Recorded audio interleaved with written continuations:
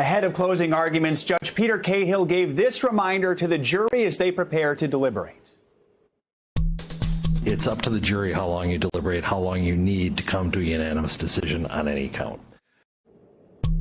I want to bring in former federal prosecutor Julie Grohovsky to help us break all of this down. Julie, thank you for joining us. Now, we know all 12 jurors will need to reach a unanimous verdict on each of the 3 counts against Chauvin. That means just one holdout will mean a hung jury and a mistrial. Walk us through the deliberation process and what are the possible outcomes here? Sure. Well, the jury will hear the closing arguments, and then importantly, the judge will instruct them on the law, and they'll take those instructions back to the jury room with them and go through the evidence. And what they'll do is they'll try to match up the evidence with the elements of the offense. And it is the government's burden of proof, and they have to prove beyond a reasonable doubt as to each and every element of each offense. So the jury's going to have a lot of work in front of them to line these up and to look at the evidence that they already had. They'll go back after they'll pick a foreperson, they'll start going through the evidence, and then, we'll see. It could take some time because there was a lot of evidence in this case, especially the medical evidence and the evidence about use of force. Let's talk about today. Closing arguments are set to begin this morning. What do you expect to hear from both the prosecution and the defense, and how much weight could these arguments carry when it comes to trying to sway jurors?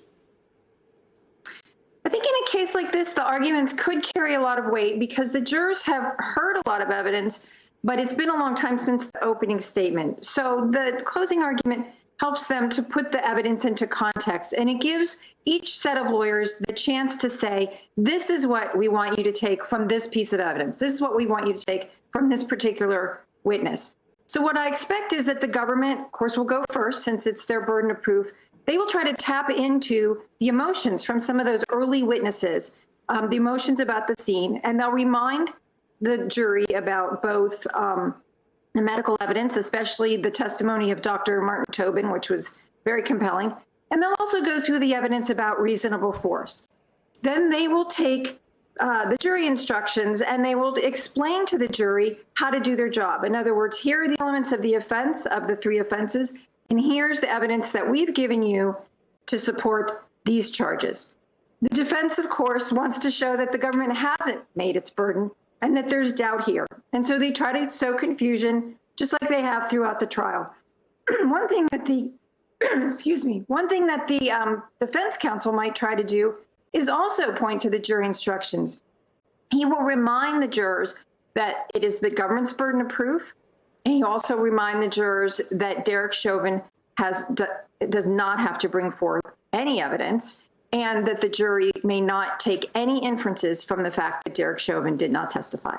Now, as Craig Melvin just reported, the prosecution is not expected to address race, at least explicitly. What do you make of this? Is that a wise strategy? I think that's a very wise strategy. Race is implicit throughout this trial, and Minneapolis is on edge.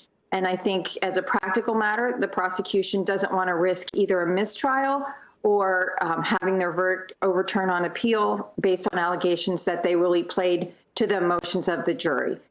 They also have a responsibility, and knowing that people are on edge in Minnesota, it really doesn't help to bring up race as an issue, which we all know it is. So to put a bow on all of this, based on what you've seen so far, how do you think each side has presented their case? Well, the prosecution has been very methodical. They've done a very good job of bringing the evidence to the jury and walking the jury through it. I think the defense had much less to work with, but we have seen stronger defense arguments and evidence in other police cases.